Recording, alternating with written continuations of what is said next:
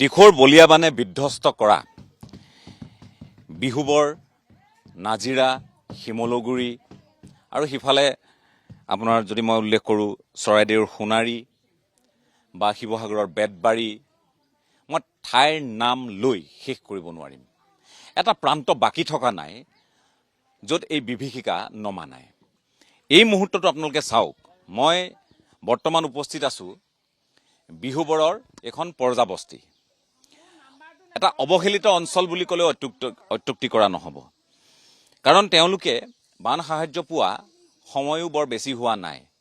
অতদিনে পানীৰ মাজত ককবকাই থকা এটা এলেকা, চিকিৎসা নোপোৱা বাবে মানুহৰ মৃত্যু হোৱা এটা এলেকা, সেই এলেকাটোত বৰ্তমান মই উপস্থিত আছোঁ। মই আপোনালোকক দেখুৱাইছোঁ যে নিজৰ ঘৰখন পুনৰ সংস্থাপন কৰাৰ বাবে এইসকল লোকৰ সংগ্ৰাম অব্যাহত আছে। এতিয়াও তেওঁলোকৰ চোতালৰ পৰা পানী যোৱা নাই, পানী গাঁঠিলেও এতিয়াও পানী, অৰ্থাৎ পানী চোতালখনত আবদ্ধ হৈ আছে। ভিতৰবোৰ পৰিষ্কাৰ কৰিবলৈ তেওঁলোকে অহৰহ প্ৰচেষ্টা ৰাখিছে। আৰু এই দুৰ্যোগপূৰ্ণ এই সময়খিনিৰ কথা যদি তেওঁলোকে এই মুহূৰ্তত মনলৈ আনে, তেওঁলোকৰ বুকু কঁপি উঠে, কাৰণ এই ঘৰবোৰ সমূলি পানীৰ তলত আছিল। এই ঘৰটোৰ মই আপোনালোকক দেখুৱাওঁ যে এই ঘৰটোৰ যিখন আপোনালোকে গ্ৰিল দেখিছে, সেই গ্ৰিলখন পৰ্যন্ত পানী হৈছিল। তাৰমানে আপোনালোকে ভাবক যে ইয়াত যদি এজনে আন এজনৰ ওপৰত থিয়ও হয় তেতিয়াও পানীত ডুব। মই এই অঞ্চলটোৰ বিষয়ে যিহেতু জানো, মই আপোনালোকক কৈছোঁ যে বিগত 10 বছৰমানত এইবোৰ এলেকা হৈছে, ইয়াত মানুহ বহিছে। তাৰ পূৰ্বে ইয়াত সাংঘাতিক মানুহ নাছিল মানে মোটামুটি নাছিল। এই এৰিয়াটো বা এই এলেকাটো খালী আছিল। মই অকণমান দেখুৱাব খুজিছোঁ, এওঁলোকক আচলতে অকণমান শ্ৰমৰ সহায়ৰ প্ৰয়োজন আছে। মই আপোনালোকক কৈছোঁ, ওৰে দিন বোকা পানীৰ মাজত থাকি এই বাইদেউ ভণ্টিসকলৰ অৱস্থাটো আপোনালোকে চাওক। ঘৰ চাফা পৰিষ্কাৰ কৰিয়ে আছে, নিতৌ কৰিয়ে আছে, ঘৰ চাফা হোৱা নাই, পৰিষ্কাৰ হোৱা নাই। কি এক দুৰ্বিষহ জীৱন যাত্ৰা এই মুহূৰ্তত, সেইখিনি নিশ্চয় আমি অনুধাৱন কৰাৰ সকলোৱে প্ৰয়োজন আছে। আহিছে মানুহ, মই কোৱা নাই যে ইয়ালৈ অহা নাই, সহায় কৰা নাই, সেই কথাখিনি কোৱা নাই। কিন্তু এই এলেকাটো বিশেষভাৱে বাকী এলেকাসমূহৰ তুলনাত অকণমান অৱহেলিত হৈ ৰ'ল। এতিয়া এই ঠাইবোৰ আকৌ তেওঁলোকে ঠন ধৰি তুলিবলৈ কিমান সময় লাগিব? এই ঘৰৰ আচবাব সামগ্ৰী, এইবোৰ এদিনত লোৱা সামগ্ৰী নহয়তো মানুহৰ। এইবোৰ তেওঁলোকে গঢ়োঁতে, এইবোৰ ক্ৰয় কৰোঁতে সময় লৈছে। কেতিয়াবা বছৰত এপদ সম্পদ লৈছে, কেতিয়াবা হয়তো বছৰৰ পাছত আকৌ কিবা এটা নতুন সম্পদ লৈছে। এতিয়া এই বিচনাবোৰ, এইবোৰ তেওঁলোকে লৈছে। এতিয়া এই বিচনা, এই আচবাব, এইবোৰ চাওকচোন, এতিয়া ইয়াত এখনো তেওঁলোকে শুব পৰা তুলি নাই। এই কথাবোৰে মই আচলতে দেখুৱাব খোজোঁ। আৰু সেইকাৰণে মই কৈছিলোঁ যে সিদিনা এটা প্ৰস্তাৱ মই ৰাখিছিলোঁ, সামাজিক মাধ্যমৰ জৰিয়তে হওক বা আমাৰ ND24 মঞ্চতো মই সেই কথাষাৰ সিদিনা উল্লেখ কৰিছোঁ যে আমাক এতিয়া এই প্ৰশাসনিক ব্যৱস্থাটোৱে কিমান দূৰ কেনেধৰণে তুলি ধৰিব, সেই কথাখিনি কিন্তু আমি অকণমান ভাবিবলগীয়া হৈছে। তাৰ পৰিৱৰ্তে আমি এক কৰ্তৃপক্ষ গঠন কৰিব পাৰোঁ নেকি? যেনেকৈ আমি সিদিনা উল্লেখ কৰিছিলোঁ যে চৰাইদেউ শিৱসাগৰ পুনৰ নিৰ্মাণ কৰ্তৃপক্ষ, চৰাইদেউ শিৱসাগৰ ৰিকনষ্ট্ৰাকশ্যন অথৰিটি, এনেধৰণৰ এটা অথৰিটি হ'লে এই কামবোৰ ক্ষিপ্ৰতাৰে কৰিব পাৰিব, তেনেধৰণৰ এটা অনুভৱ। বাইদেউ অকণমান আপোনাক বিচাৰিছোঁ, সামগ্ৰীটো শেষ মোটামুটি সকলো? অঁ, যেনে তেনে মানুহকেইজন বাচিলোঁ আৰু। আপোনালোক সিদিনা ক'লৈ ওলাই গ'ল? আমি ওলাবলৈ সময়ে নাপালোঁ। পানীৰ মাজতে থাকিলে? পানীৰ মাজতে আবদ্ধ হৈ আমি টিঙৰ ওপৰত উঠি থাকিলোঁ। টিঙৰ ওপৰত থাকিলোঁ? মানে পানীটো ইমানেই দ্ৰুতগতিত বাঢ়িছে, মানে মানুহে উশাহ ঘূৰাবলৈও সময় নাইকিয়া হৈছে। বস্তু পানী উঠাবলৈতো দূৰৰে কথা, যদিও উঠাইছোঁ মানে আকৌ পানীয়ে চব উটুৱাই মেলি ভাঙি চিঙি পেলাইছে। ঘৰৰ ভিতৰত কেইজন উঠি? আমি ওচৰ চুবুৰীয়া মানুহে প্ৰায় 10-12জনমান মানুহ থাকিলোঁ। এইটো ঘৰৰ ওপৰতো টিঙত থাকিলে। আমাৰ মানে এই এৰিয়াটোত প্ৰায় মানুহখিনি টিঙৰ ওপৰতে থকা হ'ল। প্ৰায় মানুহে মানে ৰাতিপুৱালৈকে থকা হ'ল। তাৰপিছত মানে পিছদিনাখনহে মানে অলপ আহিছে নাও চাওঁ, তেতিয়াহে মানুহবিলাক ওলাই যাব পাৰিছে। এদিন টিঙৰ ওপৰত থাকিলে মানে এৰাতি সম্পূৰ্ণ গোটেই মানুহখিনি ইয়াত টিঙৰ ওপৰে থকা হৈছে। মানে আপোনালোকৰ ইয়ালৈ মই শুনিছোঁ যে বাকীবোৰ ঠাইৰ তুলনাত ৰিলিফটো যথেষ্ট কম মানে পাইছোঁ। ৰাস্তালৈ ওলাই যাব লাগে, আৰু কি হয় মানে মানুহখিনি ইয়াত পলস বোকা চোকা চাফা কৰি থকা হয় যে ৰাস্তালৈ ওলাই যাবলৈ মানুহ নাথাকে, ফলত আমি মানে যিমানটো সাহায্য পাব লাগে সিমানখিনি পোৱা নাই। এতিয়া কি আছে ঘৰত খাবলৈ ববলৈ সামগ্ৰী? মোটামুটি খাবলৈ মানে একোৱেই নাই। আমি যি পাইছোঁ বাটত কেতিয়াবা খিচিৰি আনে, ভাত বনাই মেলি আনে, তেনেকৈ খাওঁ, বা যিখিনি বস্তু দিছে যদিও বনাই খাব পৰা অৱস্থাত নাই। একো নাই ঘৰত, মানে গেছ চিলিণ্ডাৰ চব মানে উটুৱাই মেলি খতম। মানে কি মই কৈছোঁ যে এই পৰিস্থিতিটো মই আপোনালোকে নিশ্চয় অনুভৱ কৰিব পাৰিছে এইবোৰ কথা মানে যেতিয়া পাতি থাকোঁ কাৰণ মই কৈছোঁৱে যে সিদিনা আমি আহোঁতে দেখিছোঁ ভিন্নজনৰ মই অকণমান আগবাঢ়িব খুজিছোঁ আৰু ইয়াত এই পথৰ অৱস্থা খুবেই শোচনীয় এই মুহূৰ্তত আৰু ইয়াৰ পৰা অকণমান আগলৈ আপোনালোকে যিখন আমি কওঁ যে নেপালী খুঁটি অকণমান আগলৈ নেপালী খুঁটি এই নেপালী খুঁটিৰ কথা আমি সকলোৱে দেখুৱাই আহিছোঁ অতদিনে ছিগনেল বস্তি হওক শিলনি খুঁটি হওক বা বিহুবৰৰ মূল যিটো এলেকা সেই বিহুবৰ যিটো বৰমিৰি গ্ৰাণ্ট হওক সেইটো আচলতে বৰমিচিং গ্ৰাণ্টৰ অধীনতে যিবোৰ এলেকা আছে আচলতে মই অকণমান আহিব খুজিছোঁ ইয়াত অৱস্থাবিলাক আপোনালোকে চাওক ইয়াত সকলো ইয়াত পলস যথেষ্ট পৰিমাণৰ পলস জমা হৈ আছে আৰু আমি আগবাঢ়িব খুজিছোঁ এয়া এতিয়া দিখৌখনক আপোনালোকক মই দেখুৱাব খুজিছোঁ এইখনেই দিখৌ চাওক এইখন দিখৌ সিদিনা যে আমি নাগালেণ্ডৰ পৰা আহিলোঁ আমি যে আপোনালোকক তামোলৰ পৰা দেখুৱাইছিলোঁ দিখৌখন আৰু নাগালেণ্ডৰ পৰা বৈ আহি এইখন দিখৌ ইয়াত চাওক আপোনালোকে এয়া আপোনাৰ ইয়াতে ঘৰ এক্স ৱাৰ্ড মেম্বাৰ আপুনি কি নাম আপোনাৰ নিৰ্মাগিৰি বাইদেউ ইয়াত অৱস্থা দেখোন খুবেই বেয়া এতিয়া ৰাস্তাত থাকিবলগীয়া হৈছে কেম্প বনাই ৰাস্তাত আছোঁ আমি আপোনালোক ৰাস্তাত আছেগৈ ৰাস্তাত আছোঁ ইয়াত মানুহখিনি এতিয়া লাহে লাহে পাইছে অঁ ইয়াত কোনোবা এজন মানুহ ঢুকাইছে বুলি কৈছে মোৰ ভাইটি হয় দেৱৰ হয় তেওঁ মানে ঢুকালে তেওঁ কি হৈছিলে কি তেওঁ মানে গোটেই মানুহখিনি ইয়াত পানীত ফচি গৈছিলে যে তো সেই মানুহখিনিক দিনৰ 12 বজাৰ পৰা ৰাতি 10 বজালৈকে সি মানুহখিনিক উলিয়াই নিলে সেই উলিয়াই নিওঁতে মানুহখিনি টিঙৰ ওপৰত উঠি আছিলে তেওঁলোকক নমাইছে নাৱত উঠাইছে তেনেকৈ কৰি তেওঁ মানে পানী বহুতখিনি খালে তেওঁ আৰু সেইটো কাৰণে তেওঁ উশাহ নিশাহ ল'বলৈ দিগদাৰ হ'ল আৰু ডেথ হৈ গ'ল তেওঁ মানে ইয়াতে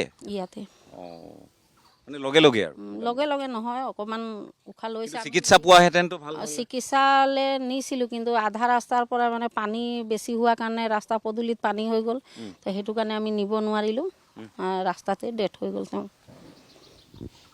দুৰ্দশাৰ অন্ত নাই মই বাৰম্বাৰ উল্লেখ কৰিছোঁ এইখন দিখৌ চাওক এতিয়া দিখৌত কি কাৰকে ক্ৰিয়া কৰি এই অৱস্থাটো কৰিলে সেইখিনি মই আপোনালোকক বহুবাৰ কৈছোঁ আৰু ইয়াতকৈ হয়তো মই একেখিনি কথাকে ফঁহিয়াই থকাটো ভাল নহ'ব এইখন দিখৌ চিনাকি দিখৌ অচিনাকি ৰূপ সিদিনা মানুহে দেখিলে আৰু এতিয়াও কি প্ৰলয় নমায় সেয়া সন্দেহ আছে মই এই মুহূৰ্তত দেখুৱাইছোঁ ইয়াত গোটেই এইবোৰ চাওক গোটেই এলেকাটো চাওক সিফালে আপোনাৰ কমল চাপৰিৰ পৰা গোটেই এলেকাবোৰ আমাৰ সতীৰ্থ বিমল ভূষণ মহন্তই অতদিনে আপোনালোকক সকলো দেখুৱাই আছে দিখৌৰ খহনীয়া ইয়াত চাওক দিখৌ গোটেই সেইফালে গৈ আগলৈ গ'লে আমি দেখিম গোটেই খহাই শেষ গছ আছে বহুতে কয় যে গছ নাই গছ নোহোৱাৰ কাৰণে বন ধ্বংস কৰাৰ কাৰণে বা গছৰ নদীৰ বা নৈৰ কাষৰ গোটেই এলেকাবোৰ আমি হাবি বন কাটি তহিলং কৰাৰ বাবে আমাৰ ইয়াত গৰা নৰয় বুলি কৈছে কিন্তু সেইফালে চাওক আপোনালোকে গৰা দেখিব বিপুল আগলৈ ইয়াতো গছ বন সকলো আছে কিন্তু গৰা গোটেই খহি আছে কিমান প্ৰবল সুত হ'লে এই অৱস্থাটো হ'ব পাৰে ইয়াৰ পৰা বিপুলে ভালকৈ পাব নেকি সম্ভৱতঃ ইয়াৰ পৰা সেই আগৰ মই দৃশ্যখিনি দেখুৱাব খুজিছোঁ যি ধৰণে মই নাগালেণ্ডত যিটো পৰিৱেশ দেখি আহিছোঁ দিখৌৰ পাৰৰ সেই একেই পৰিৱেশ মুঠতে খহাই নিছে এফালৰ পৰা নাগালেণ্ডত পাহাৰ খহাইছে ইয়াত গৰা খহাইছে আৰু দিখৌৰ সেইকাৰণে ভিন্ন ঠাইত যেতিয়া ইয়াৰ পানী সোমাই পলস উপচি পৰে এতিয়া আপোনালোকে চাওক এইফালে যদি আহোঁ আমি পলস চাওক পলসৰ তৰফ চাওক মানুহৰ ঘৰ দুৱাৰ কি ধৰণে পুতি পেলাইছে চাওক মানুহ টিঙৰ ওপৰত থাকিও ৰক্ষা পোৱা নাই গোটেই জীৱনটো যিখিনি সামগ্ৰী তেওঁলোকে ল'লে ক্ৰয় কৰিলে জীৱনকালত ঘৰত বহুত সম্পদ মানুহে ক্ৰয় কৰে এই গোটেই সম্পদসমূহ শেষ হৈছে মই সেইকাৰণে কৈছোঁ যে এই প্ৰলয় বৰ সাংঘাতিক প্ৰলয় অতি ভয়াৱহ প্ৰলয় আৰু এই প্ৰলয়ৰ পৰা এতিয়া মানুহে কিছু পৰিত্ৰাণ পাইছে কিন্তু আচল প্ৰলয় আচল সংগ্ৰামখন ইয়াৰ ৰাইজৰ আৰম্ভ হৈছে সেই সংগ্ৰামখন কেনেদৰে তেওঁলোকে আগবঢ়াই নিব চুনামি আহিলে যিদৰে তছনছ কৰি সকলো শেষ কৰি পেলাই গোটেই বিহুবৰৰ পৰা নাগিনী মৰাৰ পৰা বিহুবৰৰ পৰা মই যদি আপোনালোকক উল্লেখ কৰোঁ চন্তক আপোনাৰ শিমলুগুৰি গোটেই এটা বিশাল এলেকা নাজিৰা শিৱসাগৰ পৰ্যন্ত সকলো শেষ হৈ গৈছে সেইকাৰণে ইয়াৰ পুনৰ নিৰ্মাণৰ প্ৰসংগটোক লৈ আমি গুৰুত্ব আৰোপ কৰি আছোঁ ইয়াত যিসকল এই গোটেই ব্যৱস্থাটোৰ বাবে দেই প্ৰকৃতিয়ে অনিষ্ট সাধন কৰিছে এইটো একেবাৰে খোলাখুলি কথা কিন্তু প্ৰকৃতিৰ লগত মানৱ সৃষ্টৰ যিবোৰ কথা নাগিনী মৰাৰ অবৈধ কয়লা খনন বুলি কওক নামচাঙৰ অবৈধ কয়লা খনন বুলি কওক বিহুবৰৰ অবৈধ শিল খনন এইবোৰ একোটা কাৰক হিচাপে ডাঙৰ কাৰক হিচাপে চিহ্নিত হৈছে তাত জমা থকা জলাধাৰ পাহাৰৰ পৰা পাহাৰত দিয়া মুখলধাৰ বৰষুণ আপোনালোকে গম পাইছে যে আমি মাত্ৰ কৈ আছোঁ যে মনত বৰষুণ দিছে, আমি মাত্ৰ কৈ আছোঁ যে মুককচাঙত বৰষুণ দিছে, আমি কৈছোঁ যে লংলেঙত বৰষুণ দিছে, কিন্তু মই আপোনালোকক কওঁ টুৱেনচাং আৰু লগতে নকলাক এই যিবোৰ এলেকা য'লৈ আমাৰ কেইবাগৰাকীও চিনাকি মানুহ গৈছিল, আবদ্ধ হৈ পৰিছিল, তেওঁলোকেও শেহতীয়াকৈ আহি কথাবোৰ কৈছে।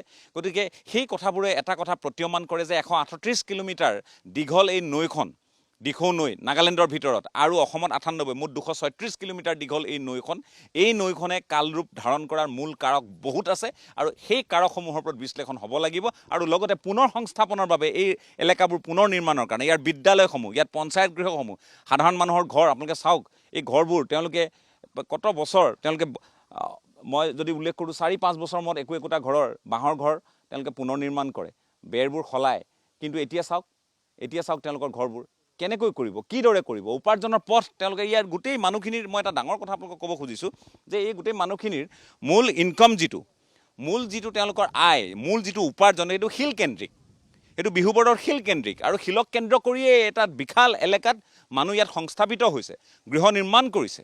সেই কথাখিনি নিশ্চয় আমি বুজিব লাগিব।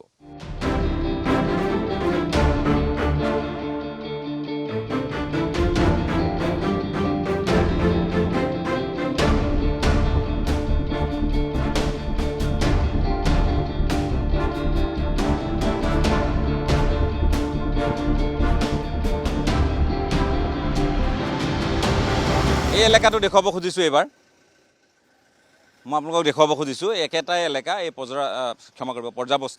পৰ্যাবস্তিৰ এই ঘৰবোৰ কেনেকৈ ভাঙিছে মই সেয়া দেখুৱাব খুজিছোঁ। ইয়াত ঘৰ তেওঁলোকৰ ভাঙিছে, মানুহ আজি 19 তাৰিখে অহা মহাপ্ৰলয়, 19 তাৰিখে অহা মহাপ্ৰলয়, আৰু 19 তাৰিখৰ পৰা আজিৰ তাৰিখলৈ আপোনাৰ কিমান হ'ল, আজি 31 তাৰিখ, 12 দিন লাগিছে নিজৰ ঘৰখন তেওঁলোকে পুনৰ কেনেকৈ থাকিব পৰা ব্যৱস্থাটো কৰিবলৈ 12 দিন লাগিছে। আপোনালোকে ভাবক, 12 দিন, 19 তাৰিখৰ পৰা আজি 12 দিন, এই 12 দিনে তেওঁলোকে নিজৰ ঘৰত সোমাব পৰা নাই। এইফালে অৱস্থাটো মই দেখুৱাওঁ, গতিকে এয়া আহক চাওক, আজি তেওঁলোকে এতিয়া লাহে লাহে পৰিষ্কাৰ কৰিছে। এই ওপৰলৈকে পানী হৈছিল, ফেন চব ডুবিছে। এইবোৰতো মই কৈছোঁ আপোনালোকক যে ইয়াত এইফালে ঘৰ আছিল নেকি, এইডোখৰত এইটো কি ঘৰ আছিল, বাৰাণ্ডা এখন আছিলে, বাৰাণ্ডাখন ভাঙি চিঙি শেষ। এইফালে আপোনালোকে আহিলে দেখিব, মই বিপুলক যদিহে পাৰোঁ দেখুৱাবলৈ অনুৰোধ জনাইছোঁ, তেওঁলোকে পৰিষ্কাৰ কৰি আছে। এইবোৰ বিচনাত কেনেকৈ মানুহ শুব পাৰিব কওক, মানুহক এতিয়া বিচনা এখনৰ প্ৰয়োজন হৈছে, বিচনা বাৰু আনিলেই, বিচনাখন বাৰু ৰাখিব ক'ত, পাতিব ক'ত, একোৱে কৰিব নাই। এইবোৰ ফ্ৰিজ শেষ, এইবোৰ ঠিক আছে, এইবোৰ অৱস্থা চাওক, গোটেই শেষ, ফ্ৰিজ ধুইছে, বেৰ, এইবোৰ মাটিৰ ঘৰ, বাঁহৰ ঘৰ, কি অৱস্থা হৈছে। আপুনি এনেকৈ থাকিলে বেমাৰ হ'ব। আপোনালোকে শিবিৰত থাকে নে ক'ত থাকে এতিয়া? আমি ৰাস্তা কিনাৰত থাকোঁ। ৰাস্তা কিনাৰত আছে। এনেকৈ থাকিলে আপোনালোকৰ বেমাৰ হ'ব। মই আপোনালোকক কওঁ যে অকণমান ঘৰবোৰ শুকাবলৈ দিয়ক। শিবিৰ আছে, শিবিৰত কি ভালকৈ খোৱা বোৱা দিয়া নাই নেকি? দিছে, থাকিবলৈ মানে অলপ কষ্ট হৈছে। কালি বৰষুণ দিছিলে, অকণমান ল'ৰা দুটা আছে, গোটেই তিতিলোঁ আমি গোটেইবিলাক ৰাতি, গোটেই মানুহবিলাকে তিতিলোঁ, মোৰ যিমান মানুহ আছিলে। তিৰপালটোও দিছিলে, এটা চৰকাৰৰ পিনৰ পৰা দিছিলে, মানুহ এজনৰ পৰা বিচাৰি আনিলোঁ, মই পোৱা নাই। তিৰপালটোও ফটা, আমাৰ মানে অকণমান ল'ৰা ছোৱালী আছে, ইয়াত থোৱা আছে, সিহঁতি গোটেই ৰাতি তিতিলে বৰষুণ, 2টা বজাৰ পৰা বৰষুণ দিছে, তিতিলোঁ আমি। তাৰপিছত মই ক'লোঁ নাই আজি যাওঁ, ঘৰ চাফা কৰোঁ। কেনেকৈ থাকিব আপুনি? নোৱাৰিব নহয় থাকিব ইয়াত। শিবিৰত ব্যৱস্থা কৰি ল'ব লাগিব। শিবিৰত আমি নিশ্চয় চৰকাৰৰ দৃষ্টিগোচৰ কৰিব লাগিব এইবোৰ কথা। এইবোৰ চকী টেবুল কি কৰে আপোনালোকৰ হাজবেণ্ডে সৰু গাড়ী চলায়, এতিয়াতো বন্ধ, বন্ধ। ঠিক আছে, লাইচেঞ্চ চব গ'ল, একোৱে নাই, লাইচেঞ্চটোও গ'ল। আজিকালিতো আকৌ এইবোৰ পাবা, আপোনালোকে নিশ্চয় পাব, তথাপিতো মই কৈছোঁ। কিন্তু এতিয়া আপোনালোকক লাগিব, মই কৈছোঁ যে এই ঘৰবোৰক পুনৰ সংস্থাপন কৰাৰ দিহা কৰক। মই চৰকাৰৰ প্ৰতি আহ্বান জনাম। মানুহে যিখিনি কৰিছে, সহায় সহযোগিতা আগবঢ়াইছে, সেইখিনিত বাৰু আছে, কিন্তু ইয়াৰ ওপৰঞ্চি চৰকাৰৰ দায়িত্ব আছে। সেই দায়িত্বৰ পৰা চৰকাৰ আঁতৰিব নোৱাৰিব, সেইটোৱে মূল কথা। চৰকাৰে এই মুহূৰ্তত সাহাৰ্য কথা কৈছে, 15,000কৈ টকা দিয়াৰ কথা কৈছে। 15,000 একোৱেই নহয়, এইবোৰ ঘৰ কি হ'ব 15,000 টকাত? সেইকাৰণে জৰীপ হ'ব বুলি কৈছে। এতিয়া জৰীপ কেতিয়ালৈ হ'ব? কিতাপ পত্ৰবোৰ চাওকচোন, কিমান বেয়া লাগিছে এইবোৰ দেখি শুনি। ল'ৰা ছোৱালীবোৰৰ এইকেইদিন আপোনালোকে নিজে কিবা কিনিবলৈ মেলিবলৈ পইচা পাতি আছেনে নাই লগত? একোৱেই নাই। এইখন তুলি গৰু চৰু আছিল নেকি ঘৰত ছাগলী কি হ'ল দুজনী বাচিলে এটা গ'ল এটা গ'ল এইখন তুলি চাওকচোন এইখন এইটো এটা কোঠা আছিলে ঠিক আছে আমি কি কম এইবোৰ যিমানেই চৰকাৰে যদি অলপ ঘৰ দুৱাৰ যদি বনাবলৈ সহায় কৰে এই মানুহখিনি বেমাৰ হ'ব মই অনুৰোধ জনাইছোঁ চৰকাৰক অনুৰোধ জনাইছোঁ প্ৰশাসনক অনুৰোধ জনাইছোঁ কামবোৰ অকণমান স্পীডি হ'ব লাগিব অকণ খৰতকীয়া হ'ব লাগিব মানুহখিনি মুক্ত কৰক আপোনালোকে মানুহখিনি আবদ্ধ হৈ আছে তাৰ ওপৰত ভোটৰ ওপৰত দানৰ পৰা আদি আন ধৰণৰ কিছুমান পৰিৱেশটো আছেই কিন্তু এতিয়া তেওঁলোকক অন্ততঃ আপোনালোকে সহায় কৰক আহক আহিছেনে কোনোবা প্ৰশাসনৰ মানুহ কোনোবা আহিছে হে কোনোবা আহিছে প্ৰশাসনৰ কোনো অহা নাই কোনো প্ৰশাসনৰ মানুহ আজিলৈকে অহা নাই আমাৰ পৰ্যাবস্তিত কোনো সোমোৱাও নাই আমাৰ পৰ্যাবস্তি কি হৈছে দেখা নাই খালি মিডিয়া আহিছিলে কি নাম আছিলে মিডিয়াটো নাজানো হয় গম পাইছোঁ তেওঁলোক আহিছিলে আমাৰ বিমলো আহিছিলে বিমল ফুকনো আহিছিলে গতিকে এই কামখিনি তেওঁলোকে বনোৱাৰ পিছত আমি কিবা এটা খাবলৈ কাৰণে ব্যৱস্থা পালোঁ নহ'লে মই আপোনালোকক কিবা এটা দি থৈ যাম আপোনালোকে অন্ততঃ মই কৈছোঁ যে খোৱা বোৱাখিনি কৰক ভালকৈ ঔষধ পাতি আৰু এনেকৈ কাম কৰিলে মই কৈছোঁ যে যিটো পৰিৱেশ দেখিছোঁ আমি দেখি আছোঁ কিন্তু শুনি আছোঁ যে সহায় কৰিছে কিন্তু কাৰ্যক্ষেত্ৰত যে দেখা নাই এইটোৱে বৰ ব্যথিত কৰিছে এই এলেকাটোত কাৰ্যক্ষেত্ৰত যে এওঁলোকক আহি কোনোবাই সহায় কৰিব সেইখিনি যে চকুত ধৰা পৰা নাই সেই কথাখিনিয়ে ব্যথিত কৰিছে মই সেইকাৰণে কৈছোঁ যে এই ঠাইবোৰত আহি যে লোক নিৰ্মাণ বিভাগৰ কাম মই দেখিছোঁ ভিন্ন ঠাইত হৈছে এক্সকাভেটৰ লৈ গৈ তেওঁলোকে চাফা চিকুণ কৰি দিছে কিন্তু এই ঠাইবোৰ কিয় এনেধৰণে অৱহেলিত হৈ পৰি ৰৈছে এই কথাখিনিক লৈ কিন্তু অন্ততঃ মই মুকলিকৈ এটা ক্ষোভ প্ৰকাশ কৰিছোঁ খং উঠিছে এনেধৰণৰ এটা পৰিৱেশ দেখি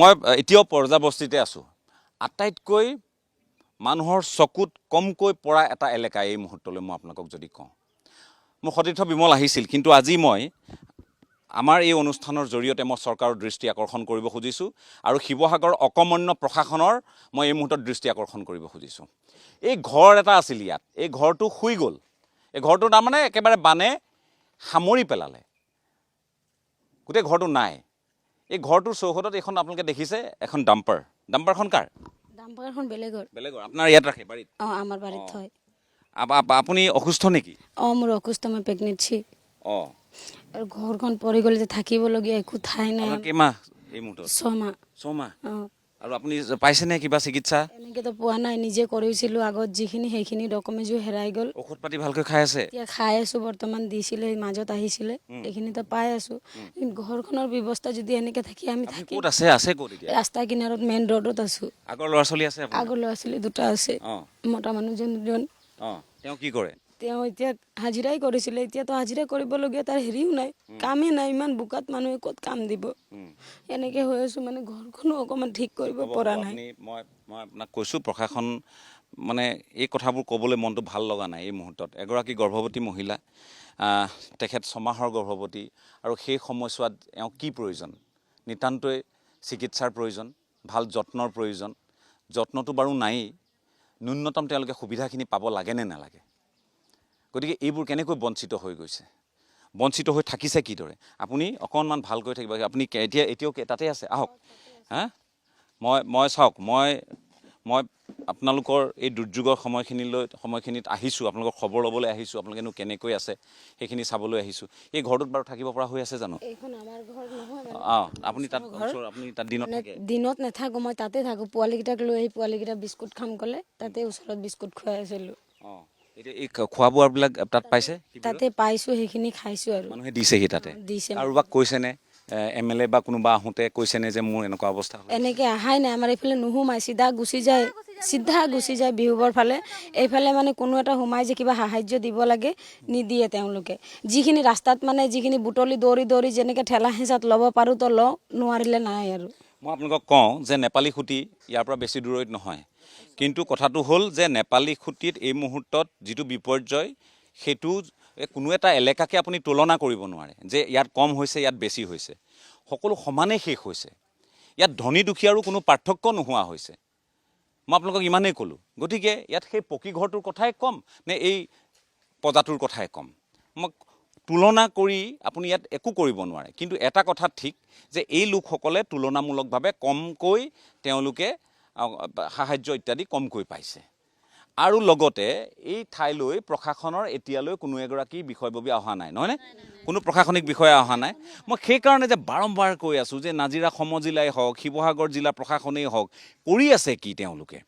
গম পাইছোঁ যে তেওঁলোকৰো কষ্ট হৈছে, কিন্তু এই যিখিনি তেওঁলোকে লোকেল ফিডবেক, মানে ইয়াৰ স্থানীয়ভাৱে যিখিনি খবৰ তেওঁলোকলৈ যাব লাগে, সেই খবৰখিনি তেওঁলোকলৈ কিয় যোৱা নাই? আপোনালোকে চাওক, এগৰাকী লোকো যাতে ইয়াত কোনো হানি বিঘিনিৰ সন্মুখীন নহয়, কোনো যাতে বিপৰ্যয়ৰ সন্মুখীন নহয়, সেই কথাটো গুৰুত্ব দিয়াৰ এই মুহূৰ্তত আটাইতকৈ বেছি প্ৰয়োজন। মই পুনৰ কৈছোঁ, আপোনাৰ নামটো কওক। মোৰ নাম মিছ পিংকি ৰজক পৰ্জা। পিংকি ৰজক প্ৰজা, তেখেতৰ ঘৰ প্ৰজাবস্তিত বিহুবৰত নেপালী খতি পোৱাৰ আগত মই সকলোকে কৈছোঁ যাতে অকণমান আপোনালোকৰ দৃষ্টি নিবদ্ধ হয় এই এলেকাটোক লৈ। এই বোকা আৰু পানীৰ মাজত এই মানুহখিনি আছে, একদম পলসে চানি ধৰিছে গোটেই এলেকাটো। মানুহে এতিয়া এই কুঁৱাৰ পানীৰে তেওঁলোকে কুঁৱাৰ পানীও ঘোলা, খোৱা পানী ক'ৰ পৰা আহিছে? খোৱা পানী যিখিনি মানে ৰিলিফে দি গৈছে সেইখিনি খাওঁ আৰু সেইখিনি দিয়ে বনাওঁ। এই ৰিলিফ যে আহিছে এইবোৰতো বেচৰকাৰী, যিকোনো ঠাইৰ পৰা য'ৰ তোৰ পৰা আহিছে তেওঁলোকে আমাক হেল্প কৰিছে। আৰু আপুনি ভালকৈ ডক্টৰক দেখুৱাওক।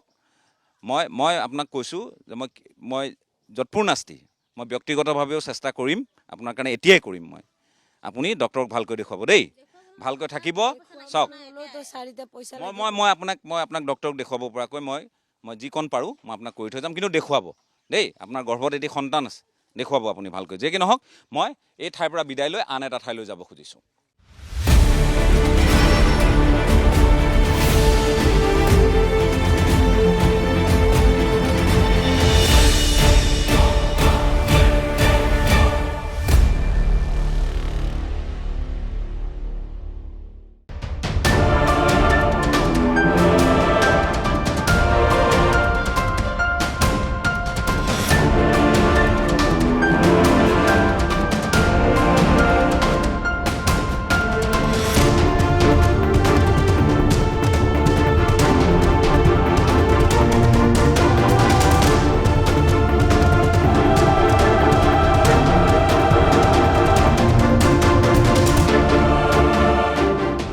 বিহুবৰ পৰ্যাবস্তিৰ পৰা এই মুহূৰ্তত মই বিহুবৰ মূল বিহুবৰ বুলি যিটো এলেকাক কয় শিলনি, এই বিহুবৰ শিলনিত বৰ্তমান উপস্থিত আছোঁ। আৰু ইয়াত মানুহ যিসকল লোক আছে, মোৰ যথেষ্ট চিনাকি লোক ইয়াত মই দেখিছোঁ। কিন্তু এই মুহূৰ্তত চাওক, এওঁলোক আজি এটা পকী ঘৰ থকাৰ পাছত তেওঁলোকে ৰাজপথত থাকিবলগীয়া হৈছে। আজি 12 দিনৰ পাছতো তেওঁলোক ৰাজপথত। গতিকে এই যিটো পৰিস্থিতি হৈছে, মই এটা কথা খোলাকৈ কৈছোঁ যে ইয়াত এওঁলোক অভ্যস্ত হৈ গৈছে, কিন্তু ইয়াত যি পুতিগন্ধময় পৰিৱেশ, যি দুৰ্গন্ধ, এই লোকসকলৰ মই আপোনালোকক একেবাৰে খোলাখুলিকৈ কৈছোঁ যে এওঁলোকে কেনেকৈ আছে সেই কথা ভাবিলে নিশ্চয় আপোনালোকো আচৰিত হৈছে। কিন্তু কি কৰিব, পৰিস্থিতিৰ দাস এই মুহূৰ্তত কোনে তেওঁলোকক এই মুহূৰ্তত এই পৰিস্থিতিৰ পৰা উদ্ধাৰ কৰিব? এনেকৈ ঘৰ ধাহি মুহি নিছে। আপোনালোকে চাওক, এই পকী ঘৰৰ অৱস্থাটো আপোনালোকে চালে গম পাব। পকী ঘৰৰ সন্মুখত ইয়াত কি হৈ আছে, সেইফালে সেই ঘৰটোৰ ভেটি খহাই নিছে। গতিকে চোফা বা এইবিলাকতো আপুনি বাদেই দিয়ক, মানুহ যে এওঁলোক বাচিছে কিবাকৈ, সেইটোৱে বৰ ডাঙৰ কথা। এতিয়াও তেওঁলোকে চেষ্টা কৰি আছে যাতে এই ঠাইডোখৰ পৰিষ্কাৰ পৰিচ্ছন্ন কৰিব পাৰে। মই আপোনালোকক আৰু এটা কথা দিওঁ, এই যে ট্ৰাকবোৰ দেখে, এই ইয়াৰ শিলনিৰ তাৎপৰ্য কি মই সেইটো আপোনালোকক বুজাব খুজিছোঁ। শিলনিৰ তাৎপৰ্য হ'ল যে বিহুবৰ শিল নিৰ্ভৰশীল এখন ঠাই, শিল নগৰী বিহুবৰ। গতিকে শিলয়ে তেওঁলোকৰ উপাৰ্জনৰ একমাত্ৰ পথ, আৰু সেই শিল দিখৌনৈৰ, সেই দিখৌনৈৰ শিলেৰেই তেওঁলোকৰ প্ৰতিখন ঘৰ চলে। ইয়াত যিবোৰ আপোনালোকে ঘৰ দুৱাৰ দেখিছে, মানুহৰ বসতি বাঢ়িছে, ইয়াৰো মূল কাৰণ শিল। কিন্তু সেই শিল তেওঁলোকে ক'ৰ পৰা আহৰণ কৰে, সেয়া হ'ল দিখৌনৈখন তেওঁলোকৰ একেবাৰে চিনাকি। কিন্তু সেই চিনাকি দিখৌনৈখনে তেওঁলোকক এই ধৰণে উটুৱাই নিলে, আৰু উটুৱাই নিয়াৰ পাছত আজিৰ পৰিস্থিতি এয়া। আপোনালোকে চাওক, যে মই কৈছোঁ যে এই পকী ঘৰবোৰ লাহে লাহে তেওঁলোকে ভিতৰত থাকিব পৰা অৱস্থাটো হোৱা নাই। মই দেখুৱাইছোঁ যে বিহুবৰৰ কথা আটাইতকৈ কিয় পাতিছোঁ ভিন্নজনে সুধিব, কিন্তু বিহুবৰৰ কথা কিয় নাপাতিম সেই কথাটোহে ডাঙৰ কথা। যে বিহুবৰখনক পুনৰ নিৰ্মাণ কিদৰে কৰিব পাৰি, বিহুবৰখনক পুনৰ কিদৰে ঠন ধৰি তুলিব পাৰি সেই কথাখিনি। বাকী এলেকাবোৰো আছে, কোনো ইয়াত বৈষম্য নাই, প্ৰতিটো এলেকাই বিধ্বস্ত হৈছে। শিৱসাগৰ জিলাৰ প্ৰতিটো এলেকাই বিধ্বস্ত হৈছে, কিন্তু দিখৌ নৈখন আহি প্ৰথম সোমাই বিহুবৰত, লক্ষ্মীজানত, সেইফালে গেলেকীৰ ফালে লক্ষ্মীজান এলেকাই দি গৈ বান সোমাইছে। কিন্তু মই আপোনালোকক দেখুৱাইছোঁ এই ঘৰবোৰত এতিয়াও মানুহ থাকিব পৰা হোৱা নাই। ঘৰৰ ভিতৰত এয়া চাওক, ঘৰৰ ভিতৰৰ পৰিৱেশটো দেখুৱাই আছোঁ। গতিকে এই ঘৰৰ পৰিৱেশ বিধ্বস্ত হৈ আছে, ঘৰটোৰ ভিতৰত একো কৰিব পৰা অৱস্থাত নাই, নহয়নে? ইয়াত সোমাই আছে, নহয় শুই আছে ন, কেঁচুৱা শুই আছে চাগে। অঁ, এইখন বিচনা কোনোমতে আৰম্ভ কৰি দিলে ন। ঠিকে, এইফালে গোটেই পানী, ভিতৰত পানী। আমি পামনে, লাইট পামনে ভিতৰলৈ, পামনে? অকণমান এক্সপ'জাৰ খুলি হ'লেও ভিতৰটো দেখুৱাওঁ মই। চাফা কৰি আছে তেওঁলোকে, কিন্তু ইমান দুৰ্গন্ধ চৌদিশে। গৰু মৰি এইফালে আহিছে চাগে, নহয়? কাৰণ এই ঠাইডোখৰ আৰু এটা বৈশিষ্ট্য হ'ল যে এইখিনি ইয়াত বাথৰুম ব্যৱহাৰ কৰিব পৰা হৈছে নাই আপোনালোকৰ? কৰিলোঁ, বাথৰুম ব্যৱহাৰ কৰিব পৰা হ'ল। এতিয়া আপোনালোকে চাগে বেলেগকো দিবলগীয়া হৈছে? বেলেগকো দিবলৈ, বাথৰুমত আপোনাৰ বেলেগকো দিবলগীয়া হৈছে। ওচৰ চুবুৰীয়া মানুহখিনি আহিছে। ৱাশ্বিং মেচিন, ফ্ৰিজ চব শেষ, ৱাশ্বিং মেচিন, ফ্ৰিজ চব শেষ। তেওঁলোকে নিজৰ গৰু গাই ছাগলী চব শেষ। এইটো এতিয়া ইয়াত আপোনাৰ শিলনগৰী বিহুবৰৰ, নহয়নে? এইখিনি শিলনি এলেকাৰ অৱস্থা নাই, শিলনি এলেকাৰ। ঠিক আছে, মই দেখুৱাই আছোঁ আপোনালোকক ঘৰৰ ভিতৰৰ বিধ্বস্ত ৰূপ। ইয়াত মানুহ কেনেকৈ থাকিব কওক? আজি 12 দিনৰ পাছতো মানুহ সোমাব পাৰে। আচ্ছা, মোক এটা কথা কওকচোন, যে বাহিৰলৈ আহক, প্ৰশাসনৰ মানুহ অহা নাই নেকি এইবোৰ চাফ চিকুণৰ কাৰণে, যে আপোনালোকক কোনোবাই সহায় কৰি দিব? হা, না JCB গৈ থাকে, JCBয়ে যিবোৰ ৰাস্তা পলখিনি কাটি দিয়া নাই, নাই দিয়া, পলখি কাটি দিয়া নাই দিয়া। পইচা দি পেলাই কটাইছোঁ। আপোনালোকে কেনেকৈ কটালে? পইচা দি পেলাই আপোনাৰ 500 টকা দি পেলাই কটাইছোঁ, অকণমান ৰাস্তাটো উলিয়াইছোঁ। কাৰণে? হয়, কাৰণ ইফালে দেখোন JCB নামি আছে, লোক নিৰ্মাণ। ইয়ালৈ অহা নাই, ইয়ালৈ JCB পঠোৱাই নাই। কিয় অহা নাই? কিয় জানো, ক'ব নোৱাৰোঁ এইটো। কোৱা হৈছে যে আমাৰ পিছফালে গৰু মৰি আছে, গোন্ধত থাকিব পৰা নাই। মানে ইয়াত আপোনালোকৰ এই ভয়াৱহ হেৰি হৈ আছে এইটো। কোনো সদায় কৈ আছোঁ বিহুবৰ অচিক যে আমাৰ এইফালে গৰুখিনি কৰিব আহি আছে, মানুহ আহি আছে, তেনেকৈ কয় আৰু অহা নাইকিয়া। আচল ছবিখন বেলেগ। সাহায্য আহি আছে, মানুহে ভিন্ন ঠাইৰ পৰা আহি দিছে, সাহায্য আহিছে। এইখিনি সাহায্য সামগ্ৰী মই আপোনালোকক দেখুৱাওঁ। এটা কথা মই স্পষ্টকৈ কওঁ, মই কোনো বেলেগ অৰ্থত কোৱা নাই। সাহায্য সামগ্ৰী যথেষ্ট আহিছে। এইখিনি হ'ল সাহায্য সামগ্ৰী সকলোৰে, নহয়নে? এই পৰিয়ালকেইটাৰ গোটেইকেইটাৰে ইয়াতে ৰাখি দিছে। গোটেই পৰিয়ালকেইটাই, ৰাস্তাত থকা পৰিয়ালকেইটাৰ বাবে ইয়াত পানীয়ে ক'বনে, আপুনি চয়াবিনে ক'বনে, আলুৱে ক'ব, সকলো সামগ্ৰী ইয়াত ভৰপূৰ হৈ আছে। মই কৈছোঁ সকলোৰে আছে ইয়াত, 4-5টা ফেমিলিৰ সাহায্য সামগ্ৰী ভৰপূৰ। কিন্তু সাহায্য সামগ্ৰীতকৈ এওঁলোকক সাহায্য লাগে। কি সাহায্য লাগে? শ্ৰম। কি সাহায্য লাগে? প্ৰশাসনৰ, যাতে ঘৰলৈ আহিব পৰা বাটটো বুলিব পাৰে। এইখিনি কোনে চাফা কৰি দিব? এইখিনি আহি এওঁলোকক পলসমুক্ত কৰি দিব কোনে? অন্ততঃ আপুনি বাহিৰৰখিনিতো কৰি দিয়ক, বাহিৰৰখিনিও পলসমুক্ত কৰি দিয়াহি নাই। মই সেইকাৰণে কৈছোঁ যে মই শিৱসাগৰৰ প্ৰশাসনৰ নিচিনা অকৰ্মণ্য মই এটা প্ৰশাসন দেখা নাই এতিয়ালৈ, আটাইতকৈ অকণমান। আৰু এই প্ৰশাসনৰ পৰা আপুনি কেনেধৰণে আশা কৰিব যে শিৱসাগৰ আৰু ভৱিষ্যত দিনত চৰাইদেউ জিলা দুখন পুনৰ ঠন ধৰি উঠিব? কেনেধৰণে আশা কৰিব আপুনি? ইমান মানে অকৰ্মণ্য। বাৰম্বাৰ মই উল্লেখ কৰিছোঁ, এই মানুহবোৰক নিজৰ ঘৰত সোমাব পৰা পৰিৱেশটো কৰি দিয়া নাই। আজি ইয়াত গোটেই JCB আনি এইখিনি গোটেইখিনি পৰিষ্কাৰ কৰি দিব পৰা, এক্সকাভেটৰ আনি এইখিনি চাফা কৰি দিব পৰা, মানুহবোৰ ঘৰলৈ সোমাব পৰা, ঘৰৰ সন্মুখত আপোনাৰ এই ধৰণে পলসৰ ডাঠ তৰপ, পৰ্যাবস্তিত সোমোৱা নাই। ইয়াত বিহুবৰ শিলনিত সোমোৱা নাই। ক'ত সোমাইছে তেওঁলোকে? ক'ত কাম কৰি আছে? মন্ত্ৰীৰ পাছে পাছে ঘূৰি থাকিলে তেওঁলোকৰ কাম শেষ হ'ব নেকি? এই কথাখিনি কিন্তু জনাৰ প্ৰয়োজন আছে। মই সেইকাৰণে এই ঠাইবোৰলৈ আহিছোঁ যে বা বাতৰি যথেষ্ট হৈছে, দুখ বিলাই বিপত্তি গোটেইখিনি খবৰ মানুহে পাই আছে, কিন্তু এওঁলোকক পুনৰ সংস্থাপনৰ কাৰণে ব্যৱস্থাটো কৰিব লাগিবনে নালাগে? তো এইটো কোনে কৰিব? প্ৰশাসনে কিবা জৰীপ চলাবলৈ আহিছে ইয়াত যে আপোনালোকৰ কিমান ক্ষয় ক্ষতি হ'ল? হা, কিবা খবৰ কৰিবলৈ আহিছে? প্ৰশাসন আহিছে আপোনালোকৰ কিমান মানুহৰ ইয়াত লোকচান হ'ল? নাই হয়। সমজিলা কোনোবা আহিছে? আজিকালি সমজিলা বোলা একো পোৱাই নাই এতিয়ালৈকে, একো পোৱা নাই। মানুহে সাধাৰণ মানে চিভিলিয়ানে আহি যি চব গোটেই পাব্লিকে দিছে, আমাৰ গোটেই পাব্লিকে দি আছে, মানে যিখিনি দি আছে গোটেই পাব্লিকে দিছে। চৰকাৰৰ পৰা একো পোৱা নাই, চৰকাৰৰ পৰা একো পোৱা নাই। অকল পাব্লিকে যি দিছে সেই বহুত মানে অসমৰ চুকে কোণে যিমান মানে হেৰি আছে আমাৰ মানুহ আছে হয়। সকলোৱে আহি পিনে আমাক সহযোগ কৰিছে মই যিমান যিমান যোনে যি পায় সেইখিনি বস্তু প্ৰশাসন ব্যৱস্থাটো ইমান ইমান ইমান সোপাধিলে কিয় তেওঁলোকৰ কাম কাজ মই আপোনালোকক কৈছোঁ যে এই ধৰণে এই মানুহখিনি এতিয়া মই বাকী কথা নকওঁৱেই এই ত্ৰিপালবোৰ কোনে কিনিছে নিজে কিনিছে নে আপোনালোকক কোনোবাই দিছে প্ৰশাসনে দিছে পাব্লিকে দিছে ইয়াত আৰু এটা বিষয় খুব প্ৰয়োজনীয় বিষয় মই আপোনালোকক জনাব খুজিছোঁ যে ইয়াত আটাইতকৈ প্ৰয়োজনীয় বিষয়টো হৈছে ত্ৰিপালবোৰ ফুটা ত্ৰিপাল কোনেও নিদিয়ে যাতে ফটা ত্ৰিপাল কাৰণ এতিয়া বৰষুণো এতিয়া ইয়াত ৰ'দ বৰষুণেই চলি থাকিব বৰষুণ ৰেগুলাৰ আহি আছে তো এই নিয়মিত যেতিয়া বৰষুণ দি আছে এনেধৰণে ত্ৰিপালত তেওঁলোকে কেঁচুৱা লৈ থাকে ৰাতি 2 বজাৰ পৰা কালি বহুত ঠাইত বৰষুণ গতিকে বৰষুণ হোৱাৰ বাবে মানুহে ক'ত থাকিব ক'ত যাব এনে এটা অৱস্থা হৈছে মই পুনৰ কৈছোঁ যিসকলে সাহায্য লৈ আহিছে তেওঁলোকক ধন্যবাদ এই আপাহতে আমি নাম ল'ব নালাগে কাৰণ তেওঁলোক গোটেই অসমৰ ভিন্ন চুকৰ পৰা ভিন্ন প্ৰান্তৰ পৰা আহিছে সাহায্য দিছে পৰ্যাপ্ত সাহায্য তেওঁলোকৰ পৰা দিছে কিন্তু এই ঘৰবোৰত সোমাব পৰা পৰিৱেশটো কৰি দিবলগীয়া যিটো জৰীপ এই জৰীপৰ কাম একোৱে আগবঢ়া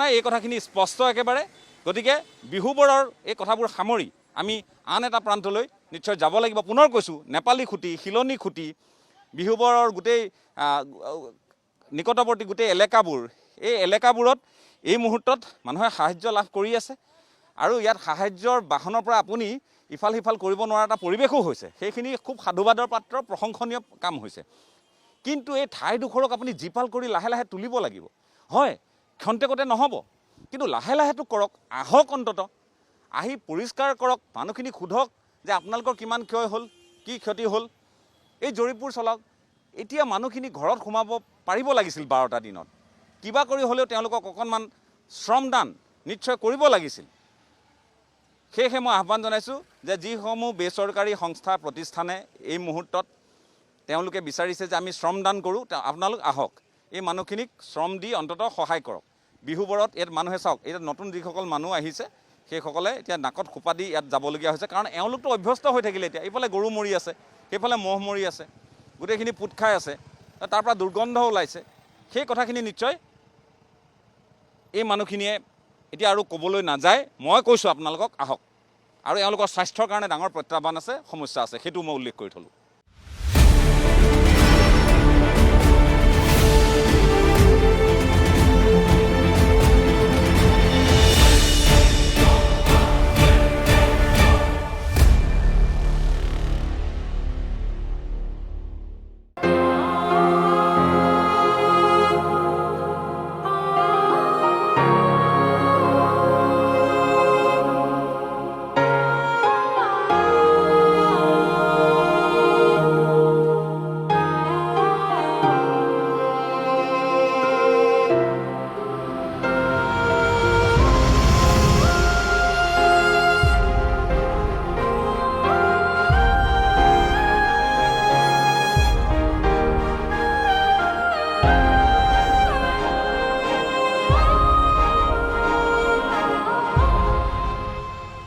এই মুহূৰ্তত মই বিহুবৰ নেপালী খুঁটিত উপস্থিত আছোঁ আৰু আপোনালোকে যিধৰণে গম পাইছে যে নেপালী খুঁটি এতিয়া এক মৃত্যু উপত্যকালৈ পৰ্যবেক্ষিত হৈছে মই উল্লেখ কৰিব খুজিছোঁ যে কালিৰ দিনটোতো ইয়াত 3টাকৈ মৃতদেহ উদ্ধাৰ হৈছে আৰু এগৰাকী কণমানিও আছে তাত 3টাকৈ মৃতদেহ উদ্ধাৰ হোৱাৰ পাছত পৰিস্থিতি এনে যে আজিৰ দিনটোত য'ত তেওঁলোক পোত খাই আছিল তাতেই তেওঁলোকক সমাধিস্থ কৰাৰ বা তেওঁলোকৰ শেষকৃত্য সম্পন্ন কৰিবলগীয়া পৰিস্থিতি হৈছে কিমান ভয়ানক বিপৰ্যয় আপোনালোকে ভাবক কিমান ভয়ানক বিপৰ্যয় যে এনেকৈ শৱদেহ উদ্ধাৰ হৈছে বোকাৰ মাজত পোত খাই সেই শৱদেহ ইতিমধ্যে উৱলি গৈছে আজি 12টা দিন 11 দিনত তেওঁলোকৰ মৃতদেহ 11টা দিনৰ পাছত তেওঁলোকৰ মৃতদেহ উদ্ধাৰ হৈছে আৰু 11টা দিনৰ পাছত মৃতদেহ উদ্ধাৰ হোৱাৰ পাছত 12 নম্বৰ দিনটোত তেওঁলোকৰ মৃতদেহ বা তেওঁলোকৰ শৱদেহ তেনেধৰণেই সেই বোকাৰ মাজতে সমাধিস্থ কৰা হৈছে মই আপোনাৰ ক'ত ইয়াতে ঘৰ? হয় ছাৰ, হা? হয় ছাৰ, মই বৰ কষ্টত আছিলোঁ, সেই পানীৰ মাজত আছিলোঁ ছাৰ। আপুনি তাত আছিলে? হয়, বহুত মোৰ মানে একো নাই আৰু চব গুচি গ'ল। ঘৰটো ক'ত আপোনাৰ? ঘৰ এই তলতে আছিলে। তলতে তলতে আছিলে। আপোনাৰ নেপালী খুঁটিতে আছিল? নেপালী খুঁটি। কি নাম আপোনাৰ? নবীন কৰ্মকাৰ ছাৰ, নবীন কৰ্মকাৰ। এতিয়া খাবলৈ বোলে পাইছে? পাইছোঁ, এইবিলাক চব পাইছোঁ, খালি ঘৰটো নাই? ঘৰ নাই আৰু মানে হোৱা মেলা অলপ কষ্ট হৈছে ছাৰ। অসুবিধা হৈছে, য'ত ত'ত থাকি। ক'ত আছে আপোনালোকে? এই আলি এইবোৰতে আৰু ঘূৰি ফুৰিছে আৰু পৰিবাৰ বহুত ডাঙৰ আছে, চব খেলি মেলি হৈ গ'লগৈ ছাৰ। ক'ত গ'লগৈ মানে ঠিক নাই মানে এইফালে হৈ গ'লগৈ। নাতি আছে, সৰু সৰু পোৱালি আছে, সেইবোৰক এই লাইন ফালে থৈছোঁ, কালাপ ফালে সেইফালে থৈছোঁ ছাৰ। বৰ কষ্টত পৰি আছোঁ ছাৰ। এই ঘৰবোৰ যে চাফা কৰিবলৈ, এইটো কাৰ ঘৰ? এইটো আমাৰ ছাৰ ঘৰ হয়, আমাৰ ছাৰ হয়, মাষ্টৰ ছাৰ। তেওঁলোকৰ হয়। আচ্ছা, ঘৰটো এতিয়া চাফাই কৰি আছে, চাওকচোন আপোনালোকে কি অৱস্থা হৈছে। ঘৰ চাফা কৰিয়ে আছে এতিয়াও। মানুহ মানে ঘৰত সোমাব পৰাটো দূৰৰে কথা হৈছে। এইটো বৰ কিবা এটা সাংঘাতিক বেয়া পৰিস্থিতি হৈছে। গতিকে এই বোকাবোৰ আঁতৰাবলৈ বা ইয়াত ৰাস্তাবোৰ উলিয়াবলৈ একো ব্যৱস্থা এই কুপতি নোহোৱাটোৱে বৰ ভয়ানক বাৰ্তা বহন কৰিছে। মই আপোনালোকক পুনৰ কৈছোঁ যে ইয়াত যিটো পৰিৱেশ আপোনালোকে চাওক, এই মানুহে নিজে কিমান কষ্ট কৰিব, এটা ঘৰ চাফা কৰিবলৈ কিমান কষ্ট কৰিছে। আৰু ঘৰ যেনিবা চাফা কৰিলে এই বোকাবোৰতো গৈ ভিতৰত সোমাবই। এজন আহকচোন, এজন আহক। এই ঘৰবোৰ যেনিবা আপুনি চাফা কৰিলেই আকৌ গৈ এইখিনি ভিতৰতে সোমাব। অহা যোৱা কৰোঁতে কৰোঁতে বোকা যাবই ভিতৰলৈ। একোৱেই নাই। কিমানলৈকে পানী হৈছিলে? পূৰা ওপৰ ন? গতিকে মই সেই কথাখিনিকে আপোনালোকক দেখুৱাবলৈ যত্ন কৰি আছোঁ যে এতিয়া এই পৰিয়ালটো তেওঁলোকৰ প্ৰায় ওপৰলৈকে পানী। চাফা কৰিবলৈ, এইবোৰ চাফা কৰি দিবলৈ একো অহা নাই ইয়ালৈ? কালি আহিছিলে গ্ৰীণ ৱাৰিয়ৰ বুলি এটা গ্ৰুপ আহিছিলে, কোন জেগাৰ পৰা আছিলে পাহৰি গৈছিলোঁ। তেওঁলোক আহি অকণমান সহায় কৰি দিলে। প্ৰশাসনৰ নাই হোৱা। কোনো নাই? প্ৰশাসনৰ মানে আহি আমাৰ ৰাস্তাটো মুকলি কৰি দিলে, সেইটো কাৰণে আমাৰ এতিয়া ঘৰটো উলিয়াবলৈ পাৰিছোঁ। বাকী একো বেলেগ হেল্প নাই? বাকী এতিয়া আহি আছে। মানুহেতো আহিছে, সাধাৰণ মানুহ আহিছে, দল সংগঠন আহিছে, য'ৰ ত'ৰ পৰা ৰিলিফ আহিছে, সেইটো বাৰু পাই আছে। হয়, কালি আহিছিলে মাননীয় বিধায়ক মহোদয় আমাৰ ময়ূৰ গোহাঁই ডাঙৰীয়া। তেওঁ আহিছে। তেওঁ আহি কৈ থৈ গৈছে এনেকুৱা মানুহ দিম বুলি চাফা কৰিবলৈ। কিমান মানে ইয়াত কিমান একাঠুৰ ওপৰত পলস মানে আপোনাৰ এককালমান পলস আছে। হয়, আগেওতো বান আহে, কিন্তু ইয়াততো এনে নহয়। আগে ইমান নাহে। আগে আহিলে মানে আমাৰ এই ঘৰটো পানী গাঁঠিমান আৰু পানী হয়হে। এইবাৰ খালি বহুত ডাঙৰকৈ আহিছে। পলসটো নবহে এইবাৰ খালি আপোনাৰ এককালমান পলসে হৈছে ঘৰৰ ভিতৰতে। পলসটো আহিবই, কাৰণ নাগালেণ্ডৰ পৰা মই আপোনালোকক কৈছোঁ যে নাগালেণ্ডৰ পৰা গোটেইখন দাহিমুহি আনিছে। তাতে এই অকণমান আগতে আছে নাগিনীমৰা। নাগিনীমৰাৰ কয়লা খনন, যিটো অবৈধ প্ৰক্ৰিয়াৰে হোৱা কয়লা খনন, সেইটো আপুনি এটা অন্যতম কাৰক বুলি ধৰি লওক ইয়াত। কাৰণ তাত ডাঙৰ ডাঙৰ হ্ৰদৰ দৰে তাত জলাশয় হ'ল।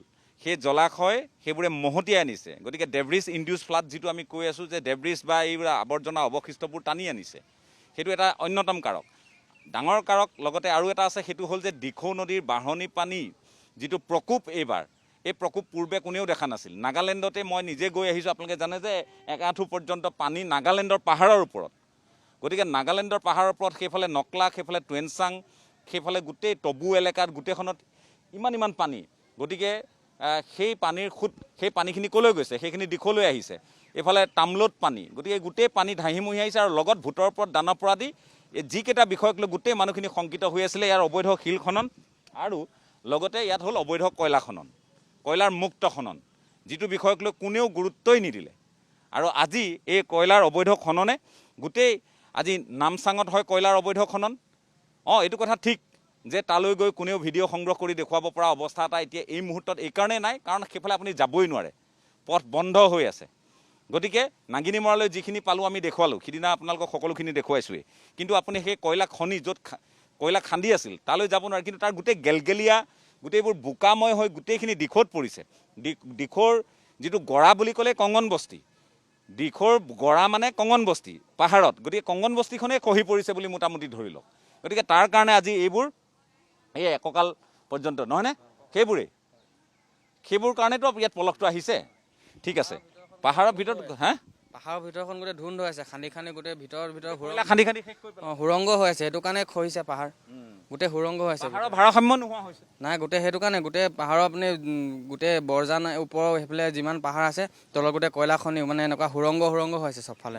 সেইটো কাৰণে পাহাৰৰ তলত ভাৰটো ল'বই পৰা নাই, ওপৰৰ ভাৰটো, সেইটো কাৰণে খহি আহিছে আৰু লগতে পানীও আহিছে। এই যে কয়লা খান্দিছিলে মানুহখিনিয়ে, নগা আৰু বগাটো সকলো আছিলে তাত, নগাও আছিলে, অসমীয়াও আছিলে, গতিকে সেইসকলৰ বিৰুদ্ধে ব্যৱস্থা হ'বনে নহয় এতিয়া? সেইটোৱেতো বৰ ডাঙৰ কথা। এতিয়া সেইটো কেনেকৈ সেইটো গুৰুত্ব দিবই লাগিব। প্ৰতিবাদ হৈ থাকে সেইবিলাক লৈ, আপোনাৰ আগতেও হৈছে, ৰাস্তা বন্ধ কৰি দিয়ে এইবিলাক ক্ষেত্ৰতে আমাৰ বহুতবাৰ তেনেকুৱা হৈছে, কিন্তু লাষ্টত গৈ থৈ একেটাই হয়গৈ।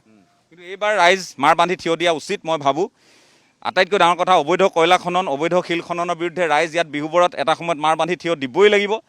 পূৰ্বেও দিছিল, কিন্তু মুখ বন্ধ কৰি দিয়া হয়। এতিয়া অন্ততঃ মানুহখিনিয়ে এই বিপৰ্যয়, এতিয়া ইয়াত ব্যৱসায় কৰা মানুহৰো ক্ষতি হৈছে, ব্যৱসায় নকৰা মানুহৰো ক্ষতি হৈছে। গতিকে এই ধৰণে এটা এলেকাক পুনৰ নিৰ্মাণ কৰি তুলিবলৈ, পুনৰ সংস্থাপন ইয়াত আকৌ সেই ব্যৱস্থাটো গঢ়ি তুলিবলৈ সময় লাগিব নিঃসন্দেহে। কিন্তু অন্ততঃ আহক মানুহখিনি।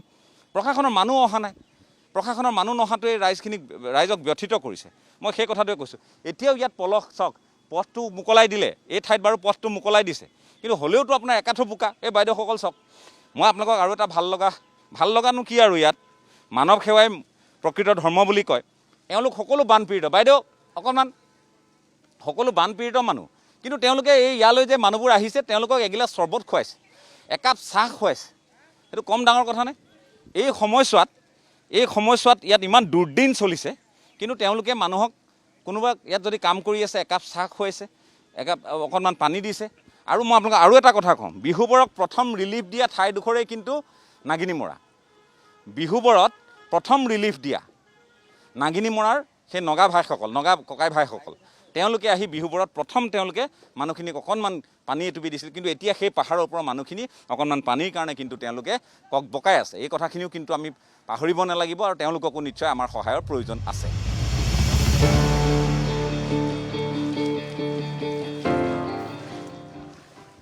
এতিয়াও চাওক, মই এই ঠাইডোখৰত এতিয়া ইয়াত এই যিসকল লোক, এতিয়া ঘৰখন বোকাত, এই JCB, এক্সকাভেটৰ, এইবোৰ গোটেই শিলৰ ব্যৱসায়ত ব্যৱহাৰ হয়। ইয়াতে তেওঁলোকৰ এই অৱস্থা কৰি পেলালে, ভয়ানক অৱস্থা কৰি পেলালে। এই মানুহখিনি কেতিয়ালৈ তেওঁলোকে ঠন ধৰি উঠিব? কাৰণ ইমান দুৰ্গন্ধ। অকণ আহকচোন। এতিয়াও একাঠো পলস। JCB আহিছিল নহয় মাজত চাফা কৰিবলৈ, এইখনতো কামেই নাই চাগে। এখন বেয়া। হা? আগৰ পৰাই বেয়া। আচ্ছা। আমাৰ এইটো বিয়াৰৰ কেম্প হয়, তো ইয়াত ইমানখিনি পানী, ইয়াৰ টিঙৰ ওপৰেদি পানী গৈছিলে, আৰু বাকী ভিতৰৰ অৱস্থা আপুনি দেখি আহিলে চাগে, এতিয়া দেখিলে নহয়। তো সেইটো হিচাপত মানে প্ৰায় ৰাস্তাৰ ওপৰতো আমাৰ ইয়াত প্ৰায় 10 ফুট পানী। সেই হিচাপে মানুহখিনি কেনেকৈ, বহুত মানুহ গ'লোঁ বাৰু উঠি, আৰু যিখিনি থাকিলে তেওঁলোকে তেনেকুৱাই কৰিছে। আৰু কি অৱস্থা চাওকচোন, একদম এনেকুৱা অৱস্থা, মানে গৰু ম'হৰ মানে আপোনাক সেই সন্মানকণো দিব পৰা নাই, কোনেও দিব পৰা নাই, এনেকুৱা হৈছে মানে। আৰু আনিব লাগিলেও আপোনাৰ টুকুৰা ছিগি আহিব, এনেকুৱা হৈছেও মানে। মাজত যেতিয়া আৰ্মিৰ ৰেস্কিউ টিম এটা আহিছিলে, তেওঁলোকে আমাৰ মাজগাঁও যিখন আছে যে অকণমান আগত, সেইফালে সোমাইছিলে।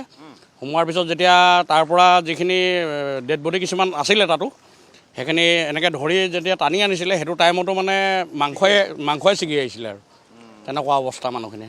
গতিকে য'ত পাইছে মৃতদেহ তাতে মানে এতিয়া সৎকাৰ কৰিবলৈ আৰু মানে উপায় নাই, নহ'লে বেলেগেও উপায় নাই। আৰু ভাবক, গতিকে কি ভিতৰৰ পৰাতো আহিছে, এতিয়া দুৰ্গন্ধ পাইছে চাগে। ইয়াতো কিমান দুৰ্গন্ধ আপুনি গম পাইছে, এতিয়া গম পাইছে। আমি এদিনীয়া মানুহ নিচিনা হৈছেতো ইয়াত। গতিকে আপোনালোকে তেতিয়া মানে মোৰ ইমান বেয়া লাগিছে, কথাটো কৈছোঁ যে এই ঠাইডোখৰ কিমান নদন বদন ঠাই ন। ইয়াতে গো পালন কৰিছিলে মানুহে, শিলৰ ব্যৱসায় আছিলে, নহয়নে? ভিতৰত যিখিনি আপোনাৰ কেঁচা ঘৰ আছিলে, বাঁহৰ ঘৰ আছিলে, সেইবিলাকতো নাইকিয়া হৈ গ'ল, আপোনালোকে দেখিলে এতিয়া। আৰু বাকী দেখিলে আৰু কি ক'ম আৰু ন। মই বুজি পাইছোঁ, ধন্যবাদ। আপুনি তথাপিতো এই কষ্টৰ মাজত আপোনালোক সকলো আছে, আপোনালোকৰ দুখৰ সমভাগী হৈছোঁ। আৰুনো কি ক'ম, প্ৰশাসনক টানি অনুৰোধ জনাইছোঁ, চৰকাৰক টানি অনুৰোধ জনাইছোঁ, এই ঠাইবোৰ কিন্তু আপোনালোকে অতি শীঘ্ৰেই এইখিনি মুকলি কৰিব লাগিব। এই ঠাইখিনি আপোনালোকে অতি শীঘ্ৰেই পৰিষ্কাৰ কৰাৰ দিহা কৰিব লাগিব, অন্যথা এইসকল লোক অতি ভয়াৱহ এক পৰিস্থিতি, অতি ভয়াৱহ এক পৰিৱেশৰ মাজত থাকিব আৰু বেমাৰে ইয়াত বাঁহ ল'ব, ভিন্ন ধৰণৰ বেমাৰ হ'ব, মানুহৰ বেমাৰ হৈছেই। মই কৈছোঁ যে এই বোকাৰ পলসৰ মাজত ক'ত মৃতদেহ ইয়াত ঢাক খাই আছে, পোত খাই আছে, কোনেও নাজানে। সেই কথাখিনিকে মই আপোনালোকক অৱগত কৰিছোঁ। গতিকে ইয়াত অতি শীঘ্ৰে ব্যৱস্থাপনাৰ প্ৰয়োজন আছে।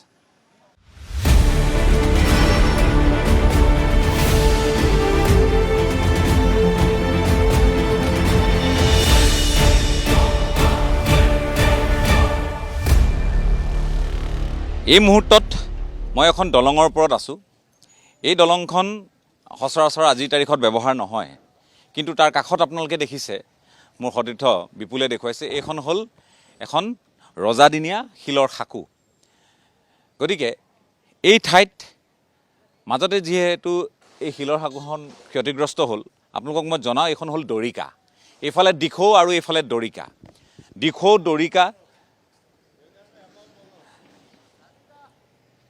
দৰিকা, দিচাং আৰু লগতে এইফালে টাউকাষ আৰু সিফালে জাজি আৰু লগতে ভোগদৈ, টিয়ক আটাইকেইখন নদীয়ে যি কালৰূপ ধাৰণ কৰিলে তাৰ পৰিণতিত ইয়াত আপোনালোকে দেখিবলৈ পাব এনেধৰণে এতিয়া গোটেই মানুহে নিজৰ ঘৰৰ সা সামগ্ৰী লাহে লাহে তেওঁলোকে পৰিষ্কাৰ কৰাত ব্ৰতী হৈছে।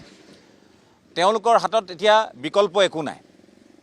আজি 12টা দিন এই মহাপ্ৰলয়ৰ এই গোটেই এলেকাটো আপোনালোকে দেখিছে, গোটেই এলেকাবোৰ এইবোৰ ঘৰ দুৱাৰ সকলো পানীৰ তলত ডুব গৈছিল।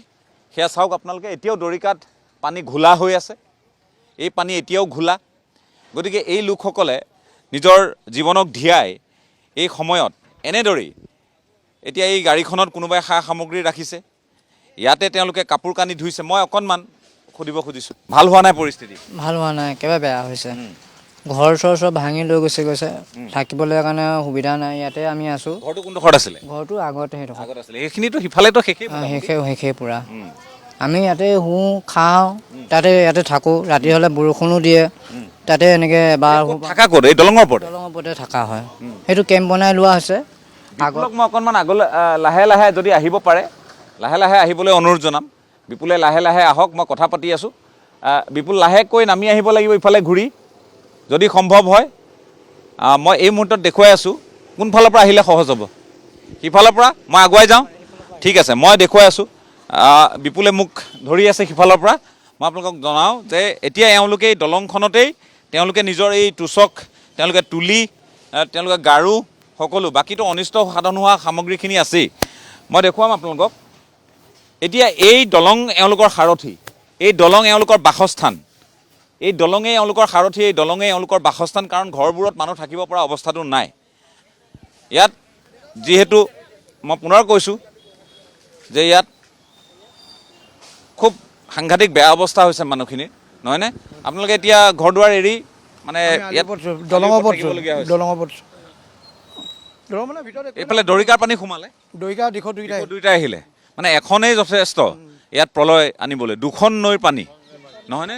2খন নৈৰ পানী ইয়াত হাহাকাৰ লগাই দিলে। হাহাকাৰ মানে টিঙৰ পালেগৈ পানী, বেৰ চেৰ ভাঙি লৈ গ'ল ঘৰ দুৱাৰ। 12টা দিনৰ পাছতো আপোনালোকে সোমাব পৰা নাই? আমি কালি এনে পলকবোৰ আঁতৰাইছোঁ। পলকবোৰ আঁতৰাই মেলি কিবা সহযোগিতা পাইছে নাই প্ৰশাসনৰ? মানে চৰকাৰৰ ফালৰ পৰা নাই বাৰু, ৰাইজৰ পৰা পাইছোঁ। ৰাইজৰ পৰা পাইছে, আপোনালোকে খাদ্য আহিছে, গোটেই ইখনৰ পাছত সিখন গাড়ীয়ে সামগ্ৰী আনি আছে। এইটো ৰাইজকতো আপোনালোক গোটেই অসমৰ ৰাইজে আপোনালোকক মৰম কৰিছে, নহয়নে?